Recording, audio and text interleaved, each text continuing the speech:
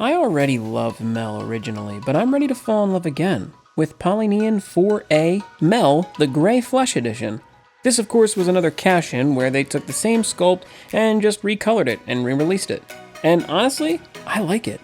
Let's take a look at the box though. First, we have a low opacity version of her to the left and her posing on the right. It shows her with one pigtail in, which of course is an option for either figure. But let's take a look at the side, where she is looking for someone to rescue. The other side, she's also looking for someone to rescue, but we get a nice back view of it. And of course on the back of the box, we get our typical accessory shots and a couple different pose shots of her. Now inside of the box, we get something different. If you look at the left panel here, you can see that on all of her anime drawings, she's depicted with accessories, which hasn't happened on the other figure boxes, so this is rather different, and I do actually like it. It even drew up her accessories as anime-looking items, but that's pretty cool. If you look at the bottom here, of course, it shows her accessories in a couple different ways you can pose them. And here she is in the windowed display, but let's get this thing open.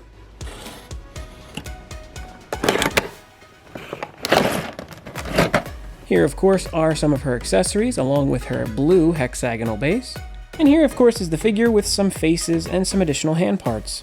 And right out of the box, I've got to say, I absolutely love this color scheme. It's just different enough to be really nice. The sandals are a great touch, and the green in there, the orange inside of the white, as well as that green in her chest looks amazing. And man, the hair is just so vibrant, and I absolutely love it.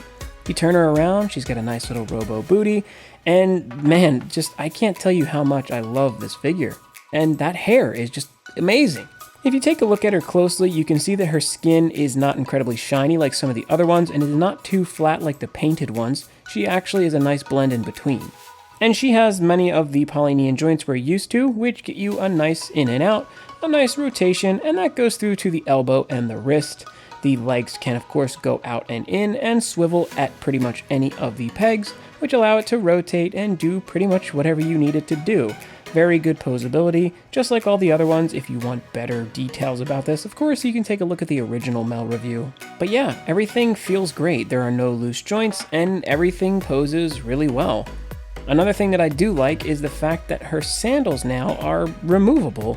The original sandals on the original Mel just didn't seem to come off, and I was afraid to try too hard, but these pop right off, which is a very nice feature.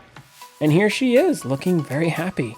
And man, I gotta say, when you pose her and put her on a stand, this figure may actually look better than the original Mel to me. I don't know, but let's get a little bit closer into it, because she does come with quite a bit. And like the rest of the girls, you can of course turn her around, pop off her hair, which then gives you access to pop off her face, put on a new one, plug her hair back into her head, and now she's rather happy. Or you can make her a little pouty, my favorite. She comes with a pair of balled fists, a pair of open hands, and of course a pair of Polynian fists that have holes in them for accessories. One such accessory is her water blaster, which looks really good in the yellow and green combination. I was a little nervous about those colors, but it looks great. And I will say that there's a bit of a hardware upgrade, whereas this one did not break when I plugged it into her hand. It can be outfitted with even more accessories to make it a more menacing water blaster, more of a hydro cannon. But that's not all. There are some more parts that turn it into what I've dubbed the Sunshine Blaster. And this thing is awesome. Surprisingly enough, she actually is able to hold it up really well. Her joints are tight enough to the point where it doesn't fall in her arm. Of course, over extended periods it might, but I will say that right out of the box, for this thing to be so good at holding such a giant accessory, that's really impressive.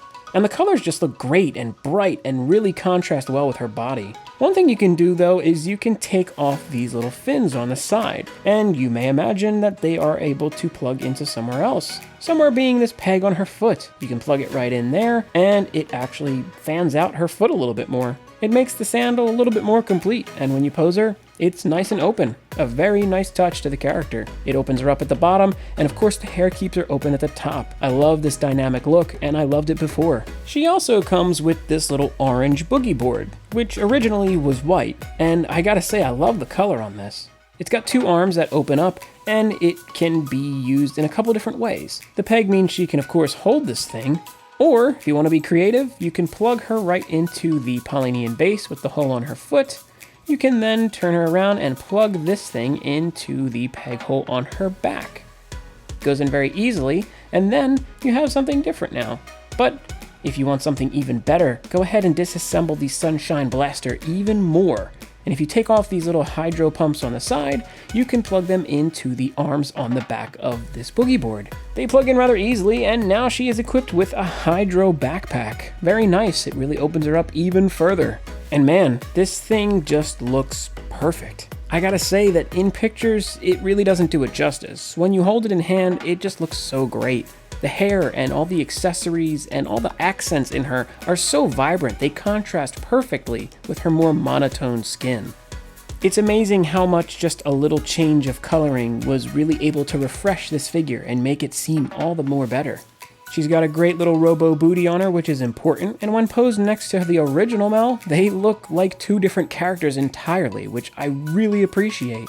Now look, I gave the original Mel a perfect 10 out of 10, and I gotta say this was better than perfect, so I'm gonna break the scale and give her an 11. She was awesome. I absolutely loved this figure, and I would probably prefer this over the original. They fixed a lot of the problems that I had with the original figure, and they just made this thing look even better with the new color scheme. But what do you think? Do you think this figure is better than the original or not? Go ahead and drop a comment in the bottom and let me know. If you did like this figure review, please go ahead and leave it a like, and if you're not subscribed, what are you doing with your life? Please subscribe to the channel, it really helps me out, and it really makes me happy to have you guys sit along the ride with me. And hey, I'm going to link something else on screen, and even if you have seen it, go ahead and click it anyway, it helps me out.